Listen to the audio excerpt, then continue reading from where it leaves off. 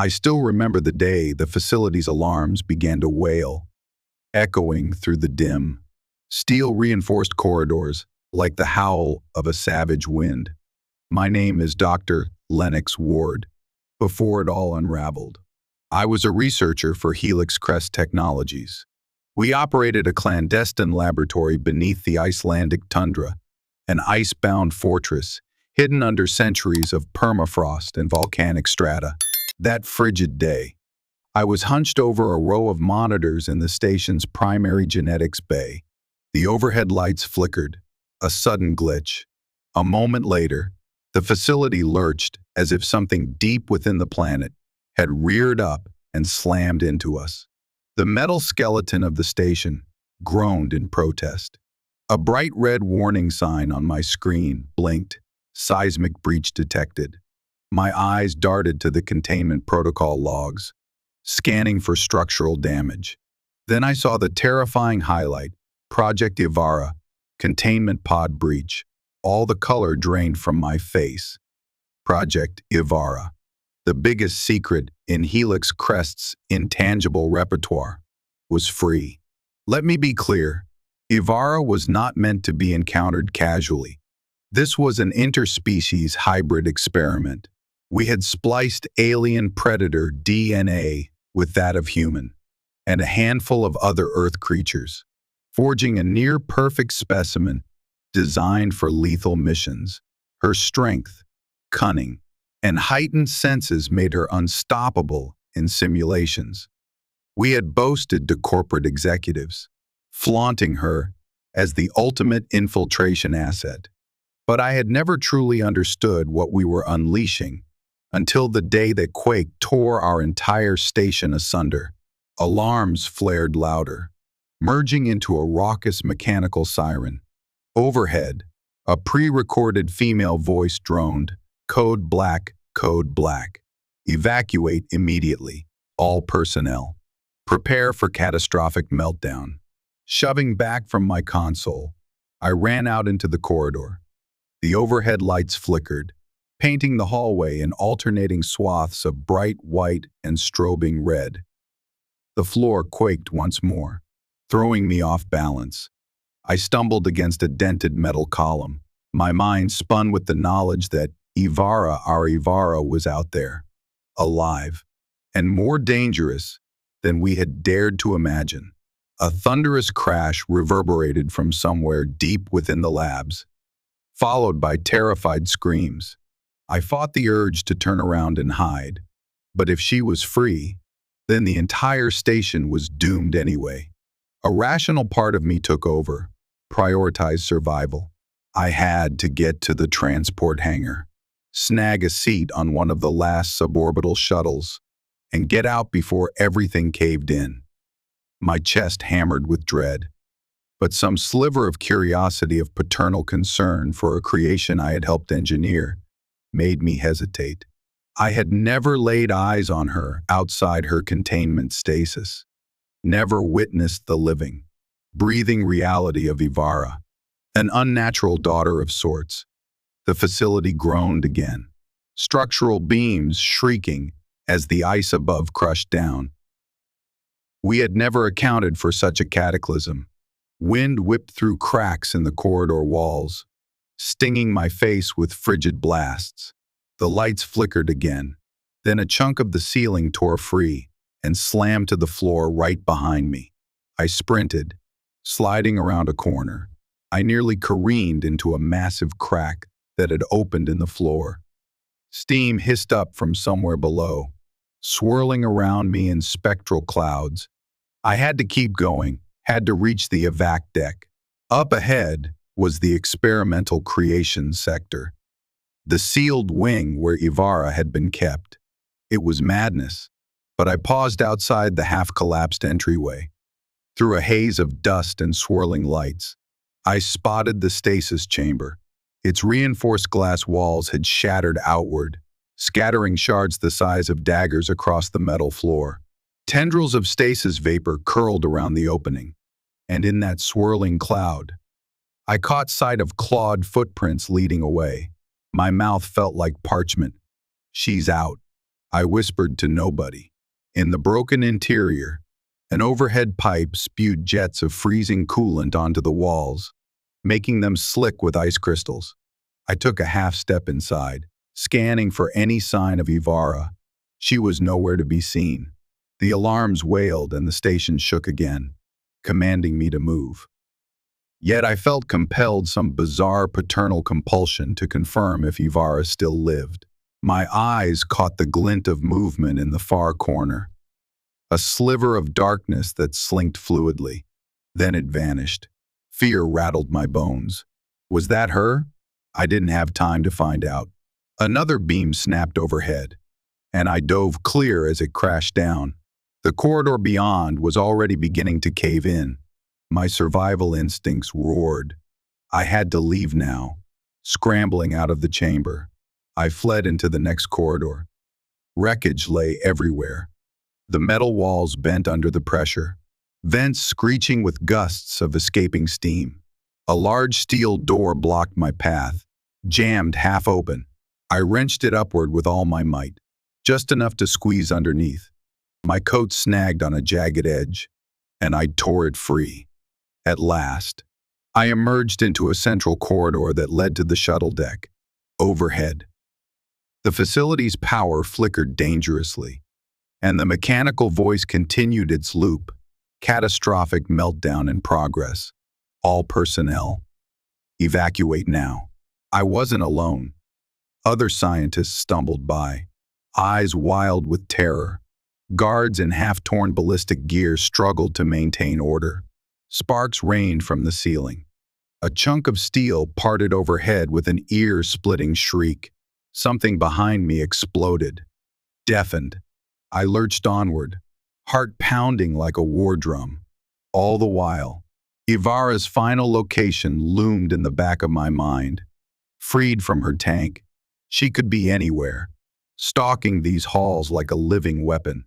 The memory of her half-seen silhouette in that swirling coolant vapor refused to leave me.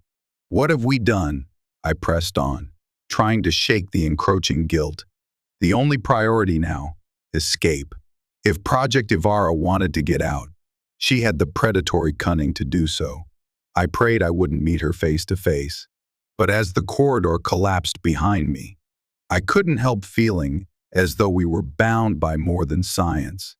In some twisted sense, I was her father, or at least a caretaker, and that made me a target, or something more. The station shuddered again, the last support beams groaning as ice parted overhead. Shouts grew frantic as entire sections caved. I spotted the entrance to the shuttle hangar, my final hope, summoning what courage I had left. I sprinted, weaving around fallen crates and severed cables. The shuttle lay just beyond. I had no idea that fate had decided to intervene. As I tumbled into the shuttle hangar, chaos greeted me. Technicians screamed instructions to one another, trying to refuel an emergency craft. Sparks spat from overhead lighting, and the floor trembled with every aftershock. It looked like something from a war zone. Crates scattered, steel beams collapsed onto the ground, and scorch marks on the walls from malfunctioning energy couplings. The only shuttle that remained was a battered suborbital lifter, nowhere near as sleek as the specialized crafts we had for our secret projects. But it was a way out if it worked. I rushed toward it, panting. A team of exhausted staff were jamming supply crates inside. A guard turned, recognized me through the haze, and yelled over the din, "We're leaving in 30 seconds. Doc, get in!" I scrambled forward but then froze. My ears twitched, catching a rumble that wasn't part of the station's meltdown.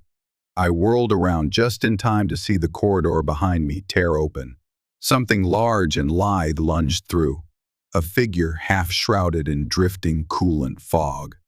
For the first time, I saw her in the open, Yvara, 7 feet of coiled muscle, covered in a faint layer of scale, like textures that glimmered with an unearthly sheen. Her limbs were shaped like a woman's, but with a raw, predatory power that dwarfed any normal human.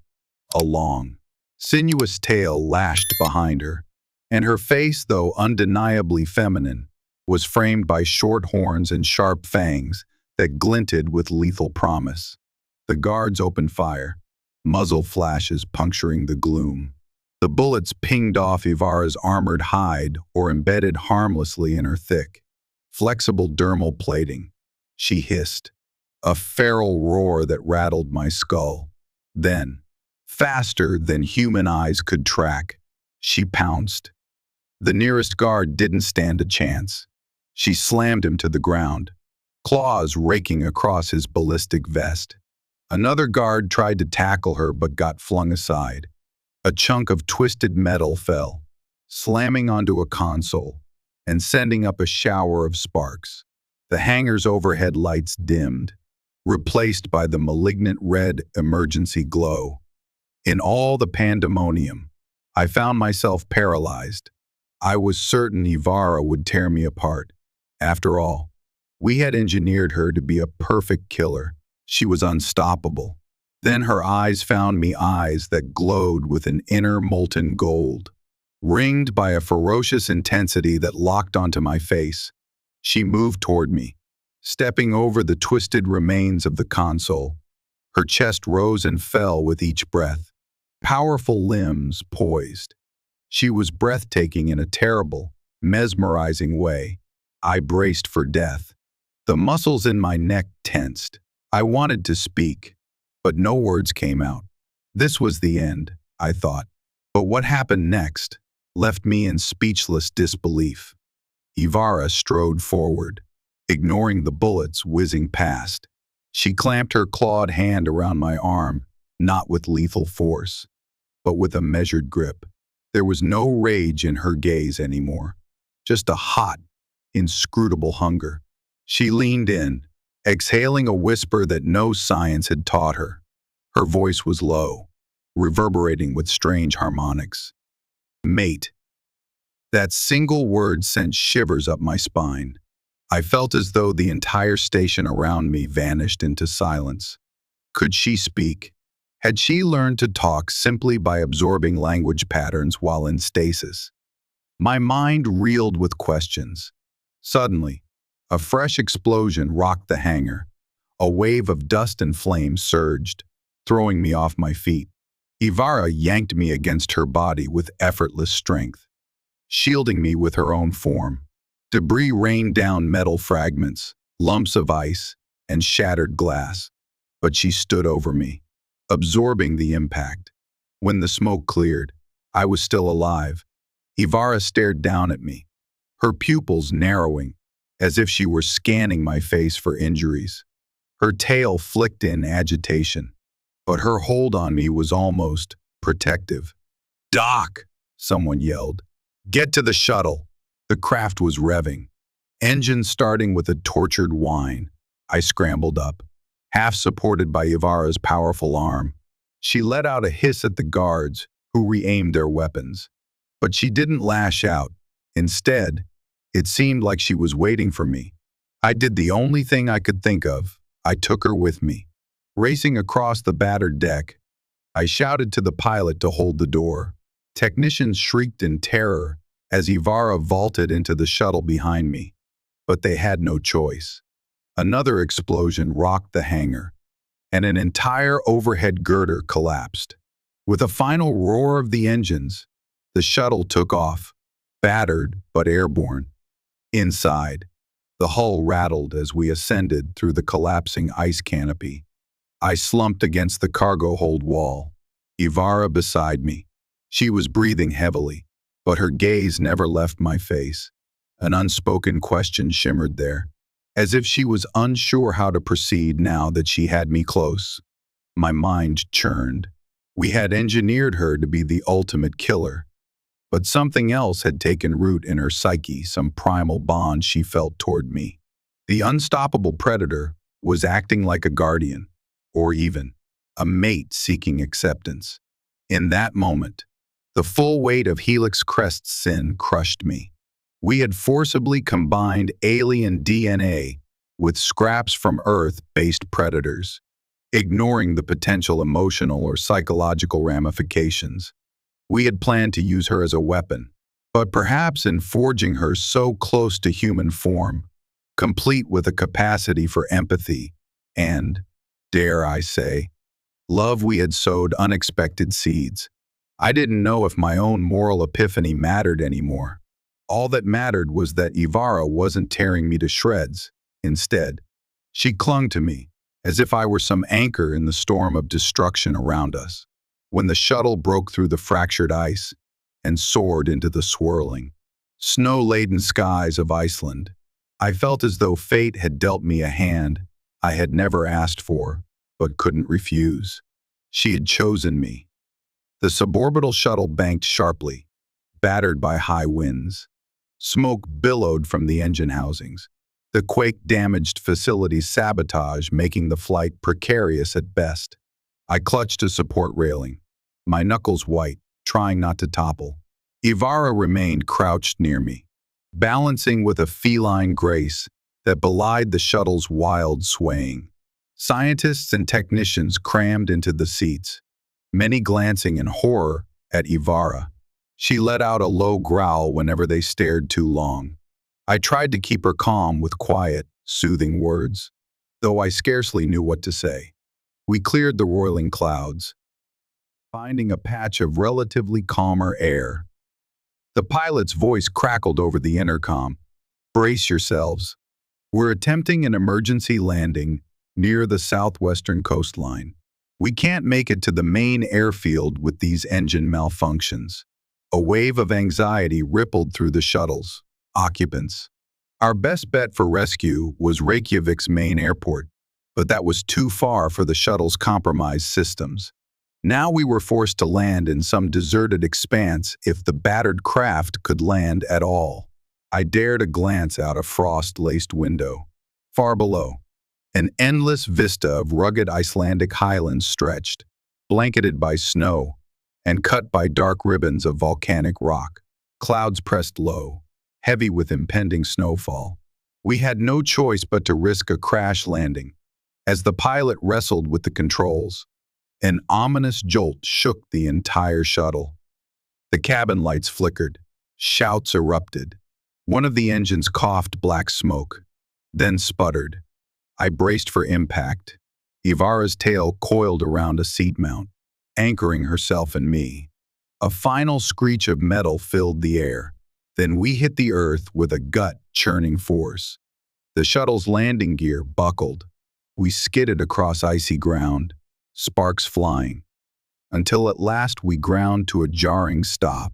Silence blanketed the interior, save for the hiss of cracked pipes and the groans of twisted metal.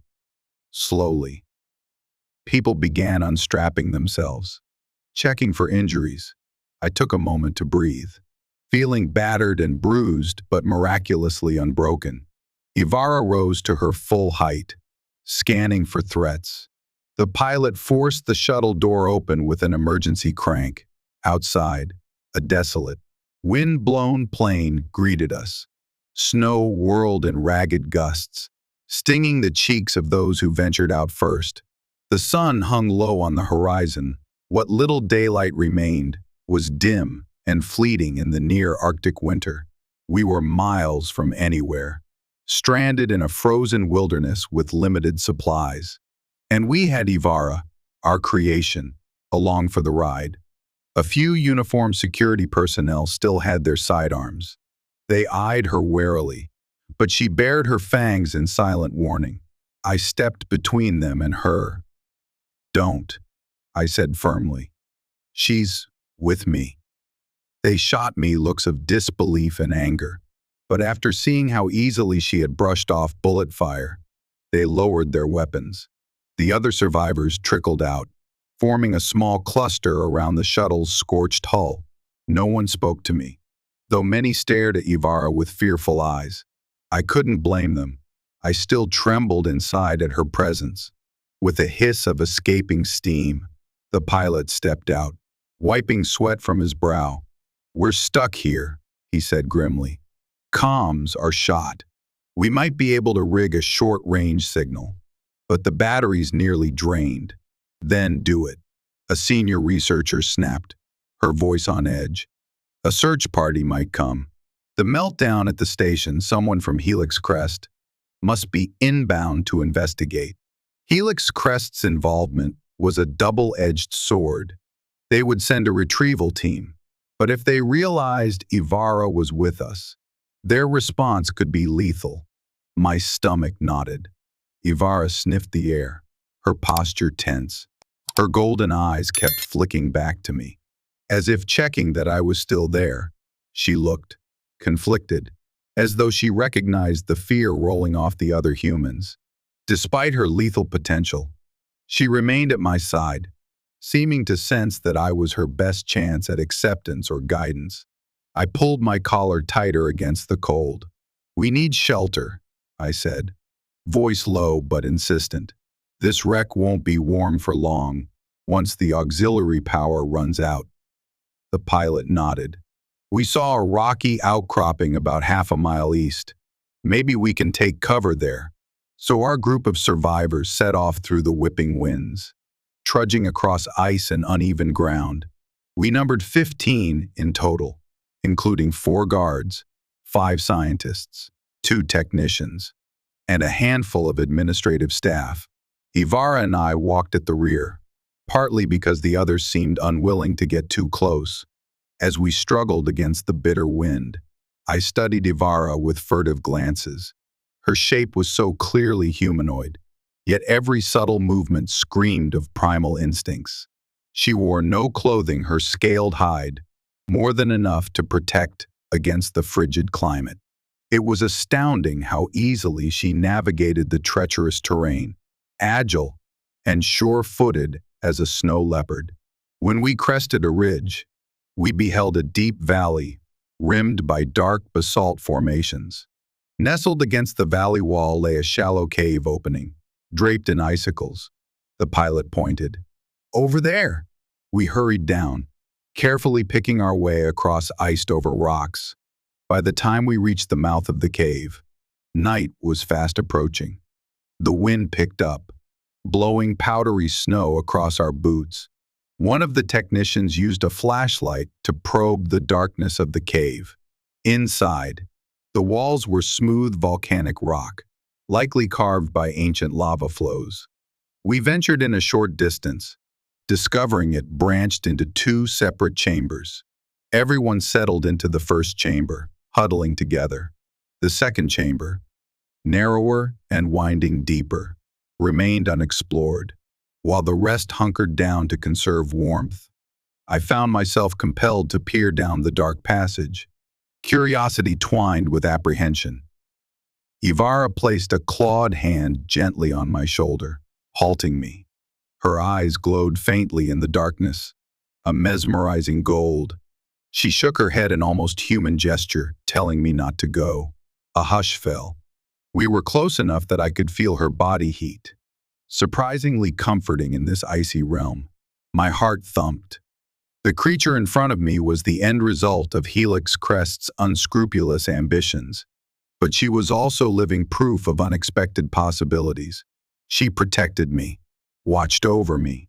Did she truly see me as a mate? Or was it some distorted imprinting phenomenon triggered by her accelerated growth? I exhaled and stepped back from that second chamber.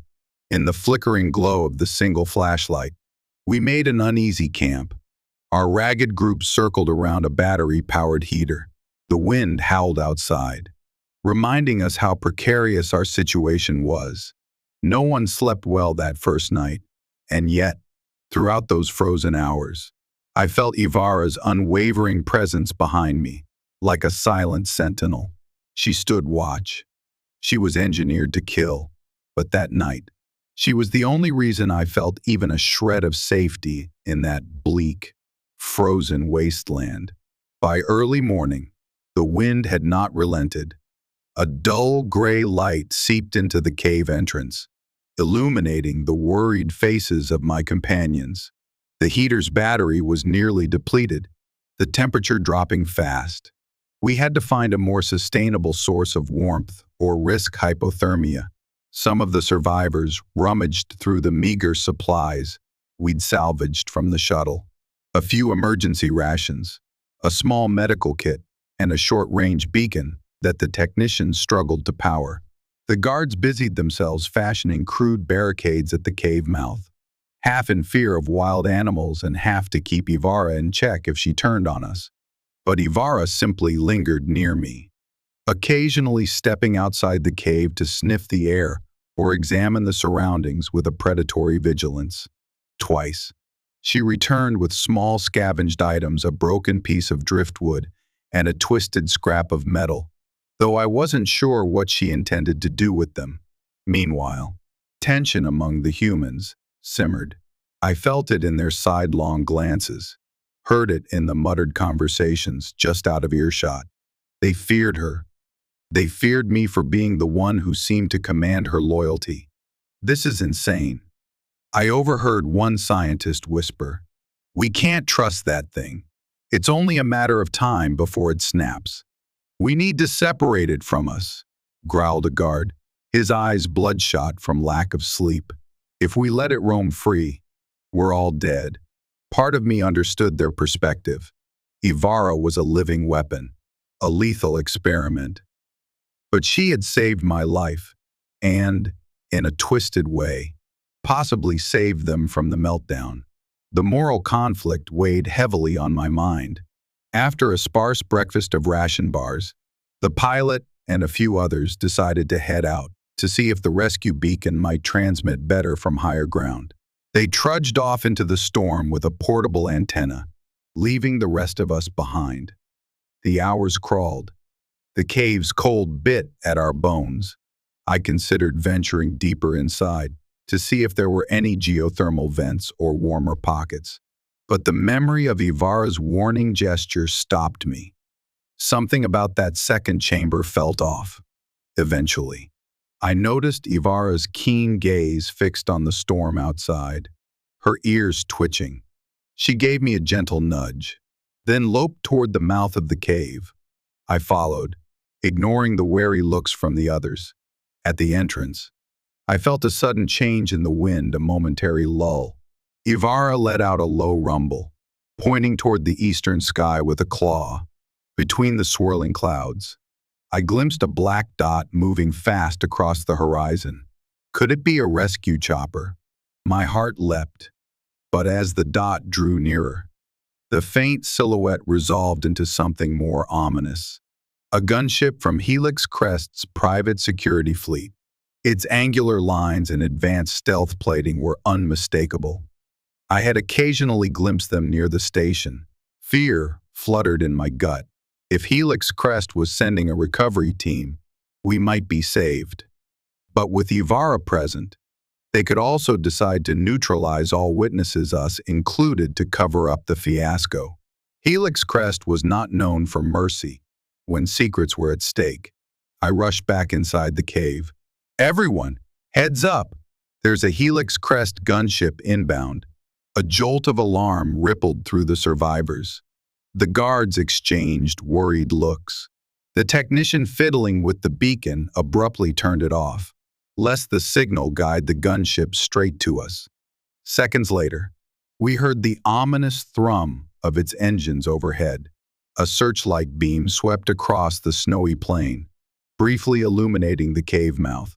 We all huddled in silence, hearts pounding. If they found us, what would they do?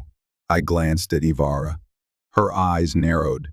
The hackles on her neck rose in suspicion. She sensed the threat. The gunship circled once, then soared off into the distance, its engines droning away. But the tense atmosphere in the cave lingered long after. We were no longer just survivors, we were fugitives of a powerful corporation. Finally, the pilot's expedition group returned, battered by the storm. But they confirmed that the gunship had hovered near them as well. They'd hidden behind an outcrop until it left. No shots were fired, but we doubted Helix Crest had simply moved on. Likely, they were plotting a more strategic approach, waiting for the right moment to act.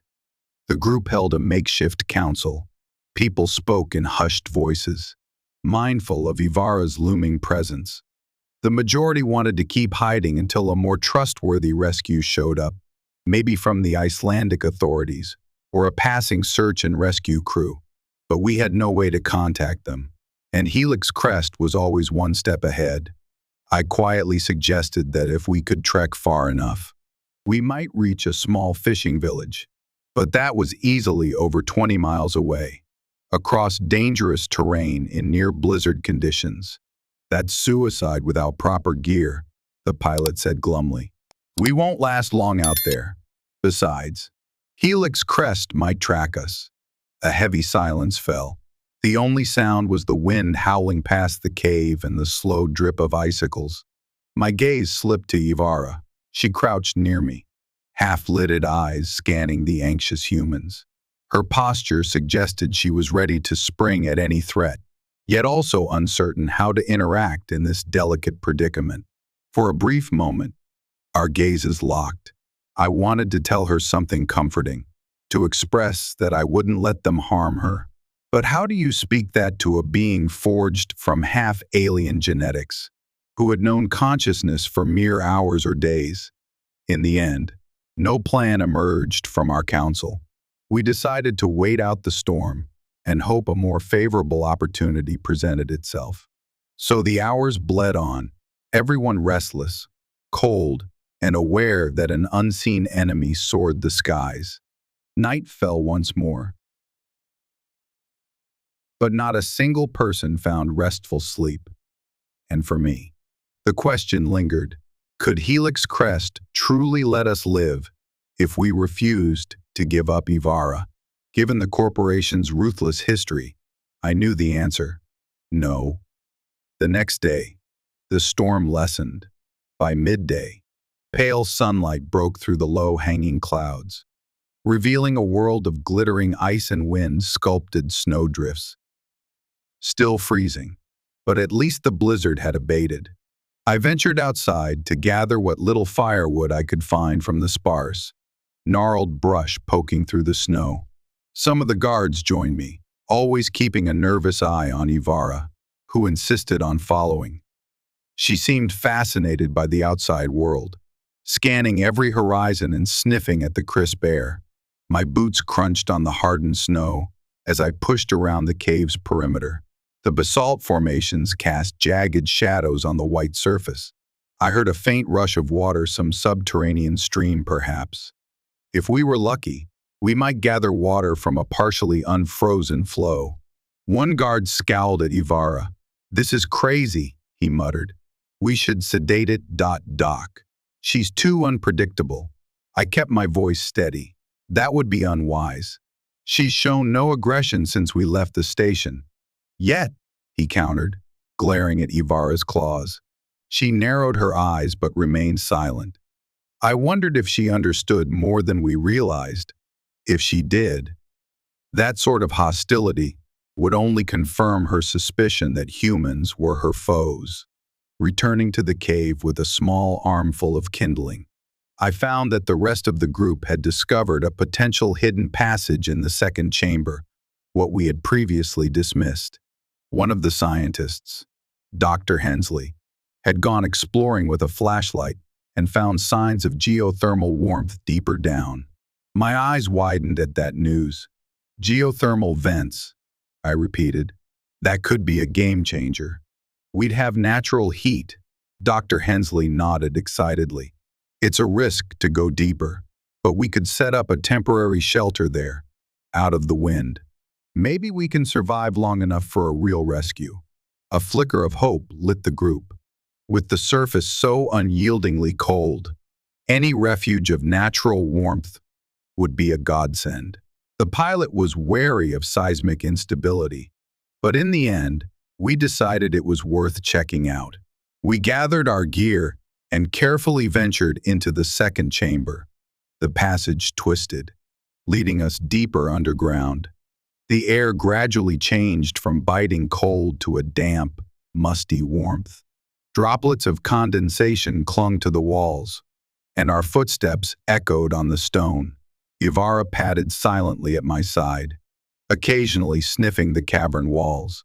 At one point, the corridor widened into a spacious underground hollow. Steam curled up from fissures in the rock, creating swirling clouds that made our flashlights dance with eerie patterns. The temperature here was significantly warmer, a pocket of possible survival. We tested the ground, found it relatively stable, and decided to make this new chamber our temporary camp. The technicians cobbled together a makeshift campsite near one of the geothermal vents, carefully avoiding direct contact with the boiling water that trickled out. Soon, the place glowed with a few battery lanterns, and for the first time since the meltdown, we felt some semblance of comfort. But as we settled in, I noticed subtle markings on the cavern walls faint. Ancient lines carved into the rock. Iceland's volcanic caves often hid unusual formations, but these looked almost deliberate. Could it be some old runic inscriptions from centuries past? The lines curved and intersected in mysterious patterns, reminiscent of stylized beasts or swirling cosmic shapes. "Weird," I muttered, tracing a faint spiral with my gloved finger. Yvara watched me, her golden eyes reflecting the lantern light. She let out a soft, inquisitive rumble. Then she reached out and touched one of the markings with a claw. For a moment, her expression seemed almost reverent. A chill, not of temperature but of awe, crept through me. Something about this place spoke to more than just geology. It felt old and secret, as though we had stumbled on a hidden chapter of Earth's past. Or maybe I was reading too much into the strange lines in the stone. In any case, we had shelter. Steam warmed the cavern enough to stave off frostbite, and we still had a few rations. Morale improved slightly, though the memory of the Helix Crest gunship overshadowed our relief. Time slipped by in the damp air. People dozed or tended to their meager gear, while Dr. Hensley ran tests on the water to ensure it was potable. I busied myself with the inscriptions, trying to see if they corresponded to any known Icelandic runes. The shapes were too fluid, too alien. Sometimes, Yvara would wander into the dark edges of the chamber, sniffing at every crevice.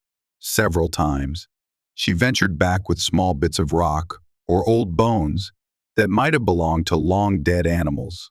She seemed content to remain near me, as though her primary mission was simply to keep me in sight. I still couldn't fully grasp her behavior. She was so far beyond a normal lab creation. She displayed intelligence, curiosity, even an emotional range that defied her original design. If my colleagues were unnerved by that, I was equally enthralled. Late that night, or what passed for night in the subterranean gloom, I sat near the vent with a lantern, watching the rising steam swirl overhead. The rest of the group slept fitfully on the rocky floor. Yvara settled beside me, so silently that I jumped when I felt her presence. She studied my face, tilting her head. Then, with a careful motion, she lifted her claw and gently brushed my cheek. Her skin felt warm, her scales faintly rough. The contact was tentative, almost like a question. "Are you mine?" I swallowed. "Yvara," I whispered, unsure if she understood. "We need to find a safe way out of here." Can you help me keep them safe?" Her pupils dilated, and she let out a low purr, not quite animal, not quite human. Then she lowered her head, pressing her brow to mine. The gesture felt strangely intimate, a sign of trust. My heart hammered in my chest. In that moment, I realized that perhaps she wasn't just some monster. She was an entirely new life form, and in her own way, she had chosen me. Whether it was love, imprinting, or some alien biological imperative, I didn't know. But I made a silent promise. I would protect her in return, no matter the cost. The next morning, or what we approximated as morning, tensions in the cavern reached a boiling point. A sleepless guard, his name was Pierce, decided. He'd had enough of living in fear of Yvara. He cornered me near one of the dripping rock walls, his expression cold. "Hand it over," he demanded, pointing to the tranquilizer pistol strapped at my belt. I stared at him, confused. "What? That monster you cling to," he spat. "I'm not letting it roam free. We sedate it now. If you won't do it, I will." My pulse spiked. "No, that's not happening." Pierce's face reddened. "You don't understand, Doc. I have nightmares every time I see that thing. We all know it can snap our necks in a second. It saved lives," I insisted. "Besides, we engineered it to be bulletproof. A tranquilizer might not even work." He sneered. "We won't know unless we try, or we find a bigger weapon." I couldn't believe how quickly his tone turned murderous. Fear and trauma had eroded his judgment. Around us, other survivors watched nervously. No one stepped in to stop him. Yvara, who had been dozing near the geothermal vent, suddenly rose, her senses attuned to danger. Her tail lashed as she approached. Pierce stiffened, stepping back. "This is insane," he hissed. "One day you'll see, Doc. We're all gonna die if that beast decides she's had enough." Before the confrontation could escalate, the pilot stepped between us. "Calm down," he said, voice firm. "We don't have time for this." Pierce eyed Yvara's towering form with open malice, then walked away. I felt an icy knot in my stomach. If it came down to a direct fight between Yvara and the group, the casualties would be catastrophic. The pilot sighed. "Dr. Ward, we're running out of rations. We need to figure out a plan soon, or we'll starve or freeze or get shot by Helix Crest." He was right.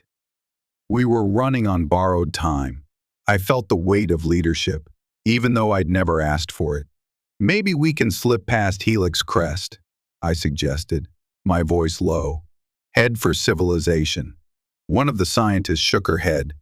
"The nearest settlement is days away on foot in this weather. Many of us aren't in shape for that kind of trek." An idea flitted through my mind. "What if we keep going deeper underground?" I said. "The geological vents might connect to lower caverns. There might be a way out near the coast. This region is riddled with lava tunnels." It was a gamble, but it might avoid Helix Crest's aerial surveillance. We could potentially emerge somewhere far from our crash site. But exploring deeper came with its own risks. Cave-ins, unknown hazards, and a labyrinth of passages. Yet the group seemed desperate enough. We agreed to at least scout the next tunnels.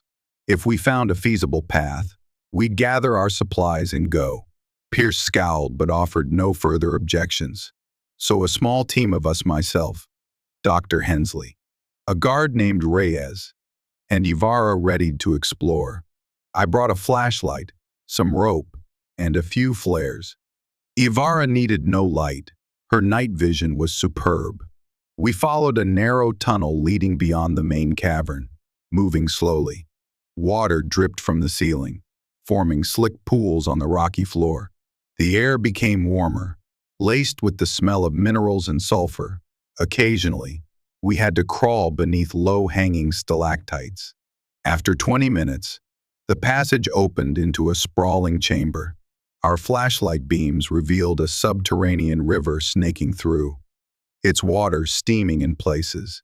Strange rock formations rose like pillars, and swirling patterns on the walls reminded me of the runic carvings we'd seen before. "Look at that," Dr. Hensley whispered, shining her light on a cluster of faint markings.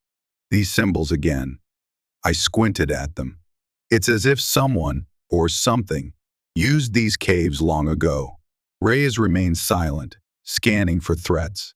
Yvara, however, stepped forward, gazing at the inscriptions. Her tail swished slowly, the tip curling in contemplation. She pressed a palm against the stone. A low hum emanated from her throat. as though she recognized something in those ancient carvings. An unsettling thought brushed my mind. What if the alien DNA we used to craft her has some prehistoric connection to Earth's hidden corners? That sounded far-fetched. But the swirling patterns were strangely reminiscent of the alien scripts we discovered in fragments at Helix Crest's off-world dig sites data we used for her genetic blueprint. Could these caverns hold echoes of a time when alien influences touched Earth? A cold sweat trickled down my back. This was bigger than me, bigger than Yvara's creation. We were stumbling into mysteries older than recorded history. I tried to refocus on our main objective, finding a way out. Carefully, we skirted the subterranean river, searching for an exit. We discovered another tunnel at the far side of the chamber. A warm draft wafted from it, carrying a faint tang of salt. My heart leapt. It smelled like the sea. This might lead us to the coastline, Reyes said. We proceeded, slipping through narrow passages. Water trickled down the walls, forming rivulets that streamed into the deeper dark. Yvara guided us at times, forging ahead with fearless grace. She moved as if drawn by an instinct older than the station that birthed her. After an hour of slow progress, we reached a dead end, a collapsed section of the tunnel blocked by fallen rocks. Disappointment sank in. We tried to clear some debris, but it was too extensive. We'd need tools we didn't have. Reluctantly, we turned back to rejoin the others and report our findings. The gloom weighed on us, and the unspoken fear that Helix Crest might come for us any moment clawed at my mind. Yet one thing was certain. Yvara's presence down here felt almost faded. She walked these corridors with an uncanny familiarity, her eyes scanning the ancient symbols as if reading half-buried memories. I shuddered. We had forged her in a lab, but the blueprint for her creation was alien, part of a cosmic tapestry we barely understood. If Helix Crest wanted to wipe out all evidence, they'd find us eventually, and then we'd have to fight for our lives and for Yvara's right to exist. That thought filled me with both dread and a spark of determination, because in the short time since she awakened, I'd seen that beneath the claws and fangs, there was a living soul, one that cared, at least for me. I couldn't let them snuff out that spark, not without a fight. Our scouting party emerged back into the geothermal cavern to find the group in disarray. Pierce and another guard had organized the others into a tense perimeter. The reason became clear when I saw a battered Helix Crest security drone lying in pieces near the cave's entrance. It came buzzing in. A technician explained shakily. We took it out with a lucky shot from a sidearm, but it probably relayed our position before we disabled it. My stomach clenched. So Helix Crest knew where we were, exactly where we were. That night, we fortified our makeshift camp, setting up the best defenses we could manage in the winding cavern passages.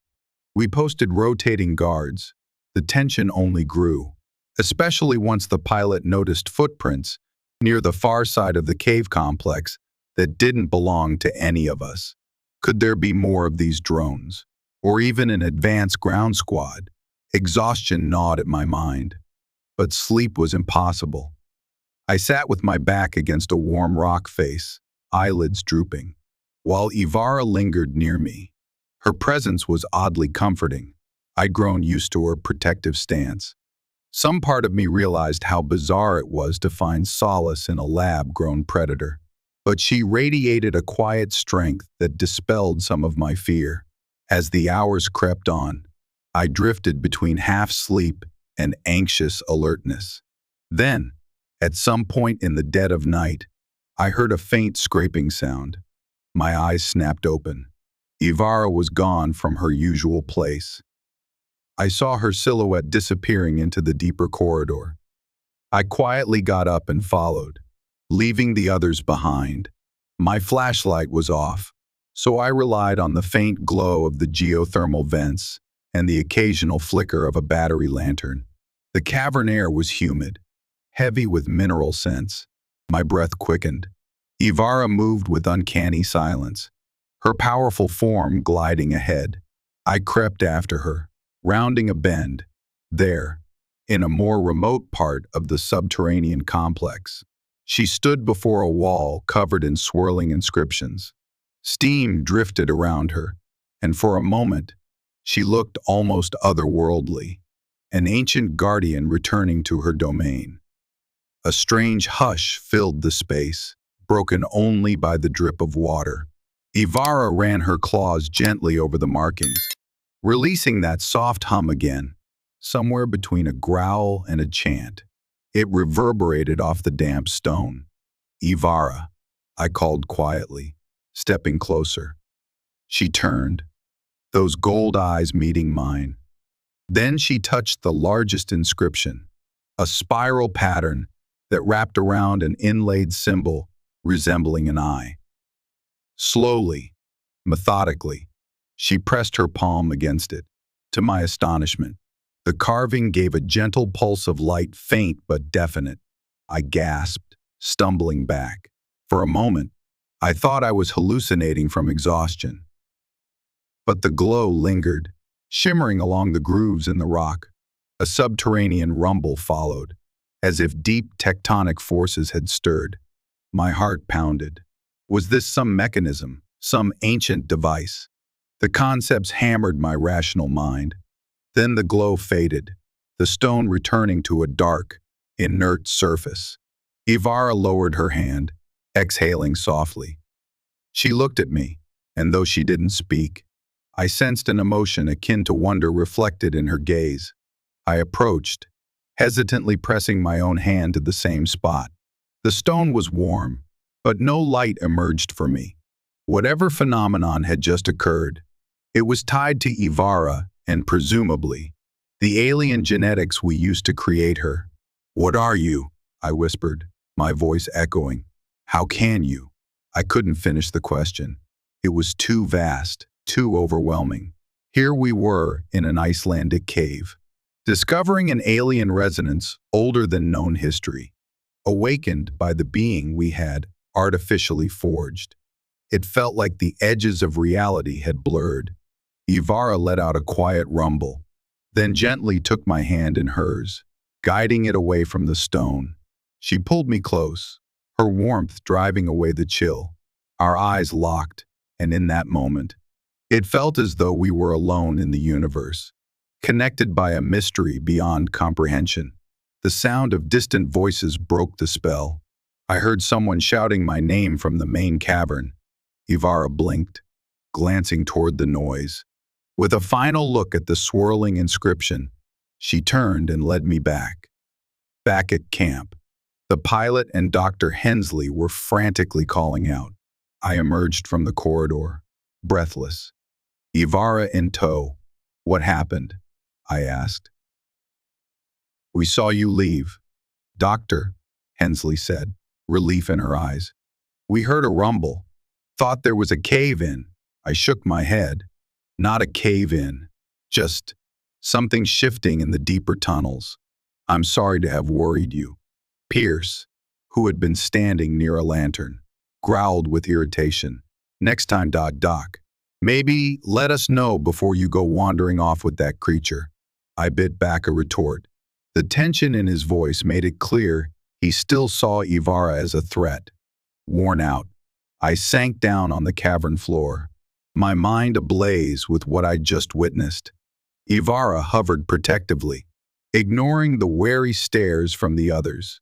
Though we were stranded, hungry, and hunted, something deep within me pulsed with a strange excitement.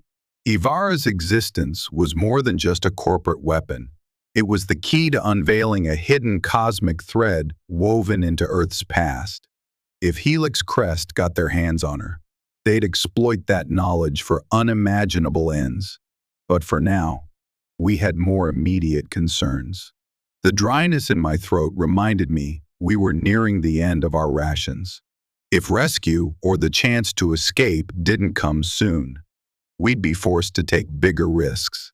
I closed my eyes and tried to rest, lulled by the geothermal warmth and the steady drip of mineral water. Yvara's presence loomed just at the edge of my senses, a silent reassurance in the darkness. Somehow, we would survive this. She would see to that. 3 days passed in a tense blur. Helix Crest's forces circled overhead now and then, their distant gunships scanning the snowfields.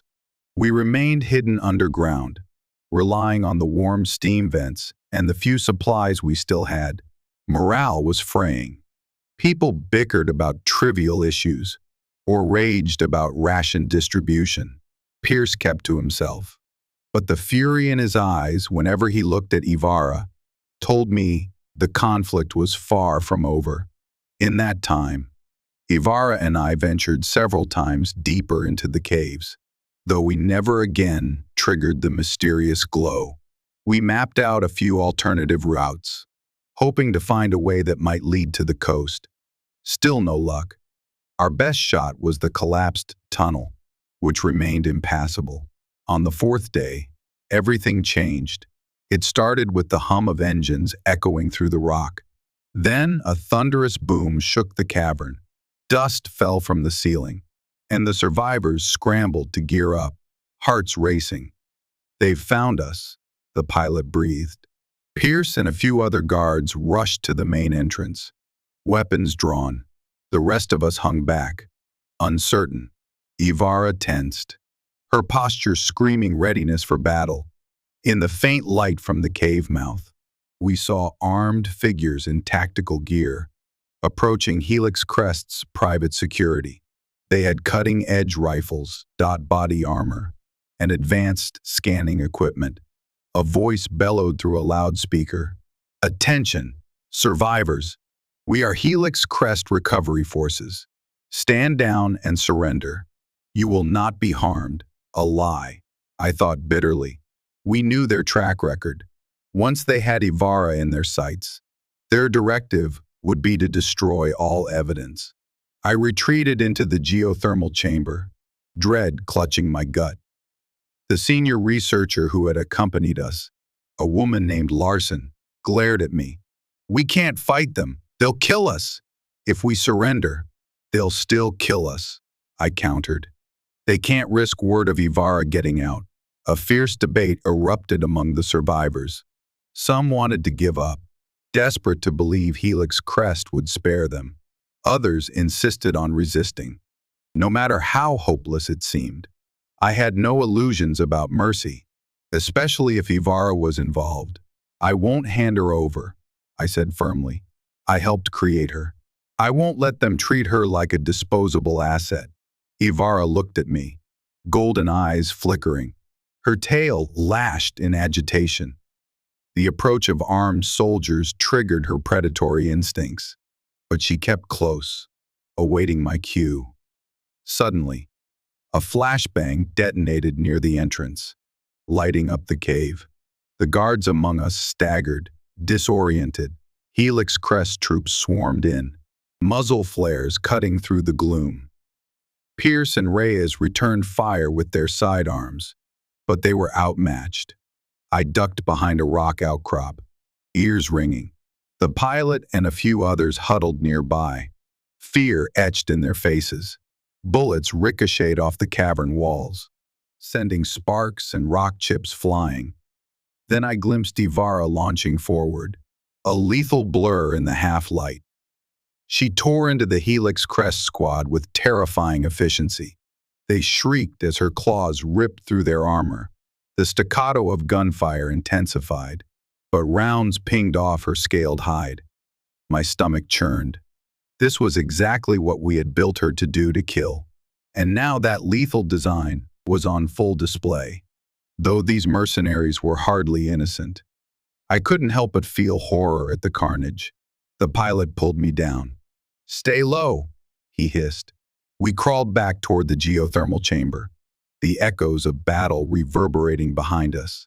Blood-curdling screams mixed with the throbbing gunshots. All the while, I felt conflicted.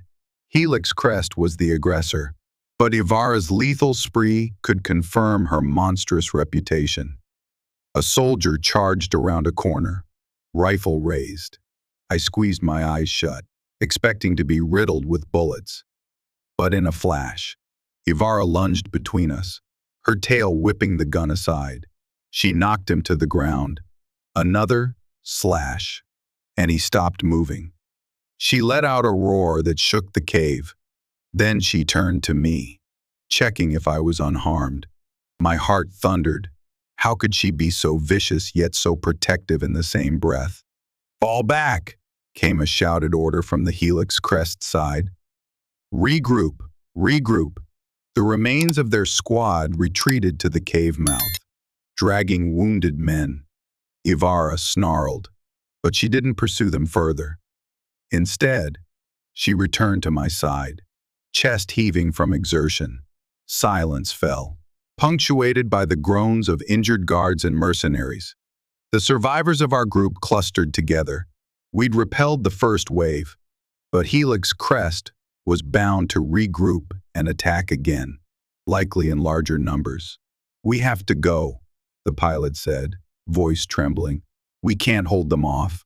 I nodded, swallowing hard. "Deeper into the caves. Maybe we can hide or find another exit." No one had a better plan. Pierce was wounded, cursing as blood dripped from a gash on his arm.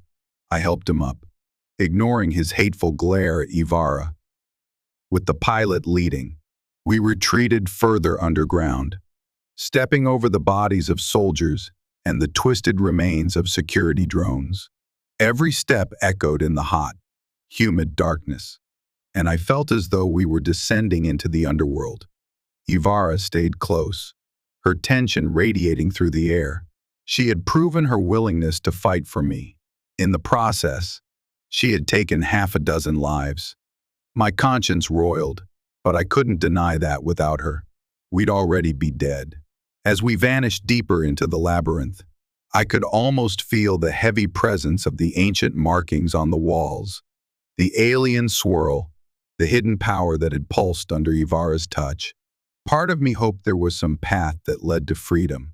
Another part feared we would stumble on something far worse. All I knew was that Helix Crest wouldn't stop. Their squad might fail, but more would come. The only chance we had was to vanish into the shadows of this primordial realm, praying the answers we sought lay somewhere beyond the darkness. And Yvara, she was our only shield against the corporation's wrath. The Beastwoman who was engineered to kill, yet clung to me as if I were her reason to live. In that desperate moment, I silently vowed never to betray the strange bond we shared, even if it cost me my life. We pressed onward for what felt like hours, deeper into the volcanic underbelly of Iceland's terrain. Our group of survivors dwindled some, had been killed or badly injured in the skirmish. Those who remained were a ragged band of frightened souls, huddling in the flicker of battery lanterns. The tunnel we followed was treacherous, a winding passage along a partly submerged ledge beside an underground river. Steam rose in clouds from hot vents in the rock. Several times, we had to cross slippery stretches of basalt, the air stank of sulfur, burning our lungs. Yvara prowled ahead, her night vision eyes scanning for threats. She wore fresh scars from the battle, but her healing factor was astonishing. Already, the bullet grazes showed signs of rapid tissue repair. "This is madness," Dr. Larson muttered under her breath, shivering despite the warmth. "We should have tried to negotiate." Pierce glared, though his pallor betrayed blood loss. Negotiate with those mercs. They'd shoot us on sight now. I kept my silence. My gaze drifted to Yvara, who paused at a junction in the tunnel. She sniffed the air, tail swishing, then chose the right-hand path. We followed, trusting her instincts. Before long, we entered a vast cavern lit by an eerie bluish glow. Bioluminescent fungi clung to the damp walls, casting ghostly patterns on the ceiling. A wide pool of geothermally heated water spread across the chamber floor, gently steaming. Exhausted, we decided this place was secure enough to rest, at least briefly. We formed a perimeter near the water's edge, attending to our wounded. A few survivors filled canteens with warm water. I wandered closer to the center, where the water looked shallow enough to see the stony bottom. The pilot joined me, gazing around in tired awe. "This is extraordinary," he muttered. "Beautiful in a harsh way," I nodded, feeling the same surreal wonder. Even after everything, the hidden realms beneath Iceland had an unearthly beauty that demanded reverence. Behind us, Yvara crouched near the pool, dipping a claw in experimentally. Then she leaned in to drink, lapping the warm water in a manner that was half human, half animal. Her fangs gleamed in the faint blue light. Despite my weariness, I approached her, gently placing a hand on her shoulder. She froze, then turned her head to me.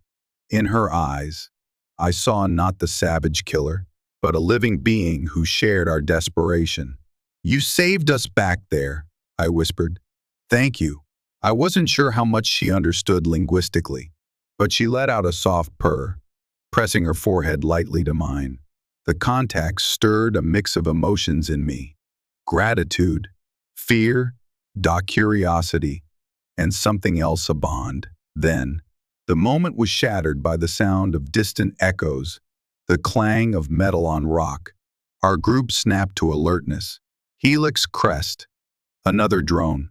We exchanged worried glances. The pilot doused one of the lanterns to dim our presence. Yvara stiffened, hackles raised. We waited, tense, as the echoes grew louder. But then the clang morphed into a scraping rush, a subterranean roar. "Cave in," I whispered. Before we could react, the ground trembled. A deluge of steaming water burst from a side passage, flooding into the pool. We scrambled to higher ground, alarmed by the sudden surge. The chamber shook, and cracks raced across the ceiling. "Run!" someone shouted. We sprinted toward a tunnel on the opposite side, water sloshing around our ankles. The rumbling grew to a thunderous pitch as boulders tumbled from above. I risked a glance back. Part of the cavern roof collapsed, sending a torrent of rock and water smashing down. "Go! Go!" I urged, helping one of the limping scientists. Yvara stayed at my side, her powerful arms supporting me when the floor shifted underfoot. We bolted into the next passage, lungs burning. Behind us, the entire chamber caved in, the crash echoing for miles. Steam hissed violently, and a hot wind gusted through the corridor. Finally, the tremors subsided, leaving us panting in darkness. Our group regrouped, shining trembling flashlight beams around. We counted heads, still a handful of us left, battered but alive. "The way back is sealed," the pilot said grimly, after shining his light on the collapsed entrance. "We're trapped in this branch of the cave." Despair threatened to swallow me. We were deeper than ever, with Helix crest behind us and possibly above us. The meltdown, the station collapse, the crash, the firefight. It felt like a nightmare with no exit. But then Yvara suddenly perked up. She tilted her head, listening. Then she moved forward, beckoning us to follow. Her posture conveyed urgency and a strange confidence, as if she sensed a route we couldn't see. Exchanging uncertain looks, we trudged after her. The corridor sloped downward, the rock walls streaked with veins of glimmering minerals. The air grew warmer, tinged with a salty tang. My heart leapt to see. Eventually, we reached a cramped passage that opened onto a ledge overlooking a subterranean lagoon. My jaw dropped. We stood in a massive sea cave, open to the ocean at its far end, where pale daylight streamed through a jagged cliff face. Waves lapped gently at the rocks below, filling the cavern with the briny scent of freedom. A breathless hush fell over our group. We saw no sign of Helix Crest troopers. It was possible they were patrolling the coast above. But for now, we had a chance. If we could navigate along the lagoon's edge, maybe we could slip out to the open sea or a rocky shoreline. Relief and hope stirred. "We might escape," Dr. Hensley said, tears in her eyes. "We can follow the shore until we find a village or a fishing boat." Pierce, cradling his wounded arm, nodded reluctantly. He seemed too exhausted to argue anymore. We began carefully making our way along the narrow ledge, the sound of waves echoing in the majestic cavern. Yvara took point, her keen senses on full display as she scanned for dangers. Occasionally, she glanced back to ensure I was still close. In that moment, I realized she had guided us to salvation. The alien predator, the being forged to kill, was the one showing us the path to life. I almost smiled. If only Helix Crest could see how their unstoppable weapon chose compassion over slaughter, loyalty over orders. But they wouldn't understand. They'd only see a threat to be eliminated or exploited. We would not let them. Step by careful step, we navigated the slimy rock ledge around the lagoon. Spray from the ocean's surf splattered us occasionally, a welcome refreshment against the cave's humid heat. Above, the vaulted ceiling towered, adorned with stalactites shimmering with salt crystals. The light filtering in from the sea opening was a beacon for our battered souls. When we finally reached the far end of the lagoon, we found a jagged opening shaped by centuries of tides. A narrow passage led outside, where the late afternoon sky glowed gray-blue, the horizon fading into the North Atlantic. A hush fell. We had made it. We stood on a stony beach enclosed by high basalt cliffs. The wind whipped, carrying the tang of salt and the cry of distant seabirds. Snow flurries danced across the shoreline, though not as fierce as the blizzard that had nearly claimed us. Exhausted and half-starved, we sank onto the rocks to catch our breath. Some survivors wept openly, overwhelmed by the sight of the open sky. Even Pierce, ever the cynic, slumped down, murmuring thanks. I turned to Yvara, who remained upright, surveying the horizon. She inhaled deeply, her chest rising as she took in the bracing air. The ocean breeze ruffled the scales along her neck, and for the first time, I saw her close her eyes, as if savoring freedom. It was a poignant reminder that she, too, had been trapped, born into captivity, forced into a battle of survival. Now she tasted the world beyond the walls of a lab. "Dr. Ward," the pilot said softly, coming up beside me. "We need to move carefully. Helix Crest might have satellites or drones scanning the coastline. But if we hug the cliffs, we could walk until we find a fishing boat or some settlement." I nodded. "We have to keep a low profile, and we have to protect Yvara. They'll do anything to recapture or destroy her." He glanced at the towering Beastwoman. "I'm not sure how we'll pass her off discreetly, Doc." I chewed my lip. That was the problem. Yvara stood out like a mythical creature from a Nordic saga. Any random fisherman who saw her might sound an alarm or flee in terror. But we couldn't just leave her behind. "We'll figure out a way," I said, more confidently than I felt. For now, we had to rest and gather our strength. The group foraged along the beach, finding bits of edible seaweed and the occasional mollusk. It wasn't much, but anything was better than starving. We set up a small driftwood fire in a sheltered nook beneath the cliff, warming ourselves for the first time in days with real flames. The sky darkened as evening approached.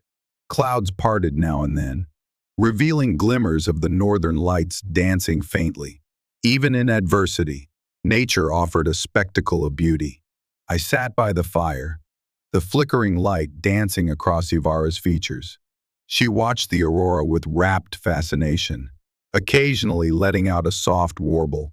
I smiled wearily, wondering if somewhere deep in her alien genetics she recognized the cosmic interplay that gave rise to those shimmering curtains of light.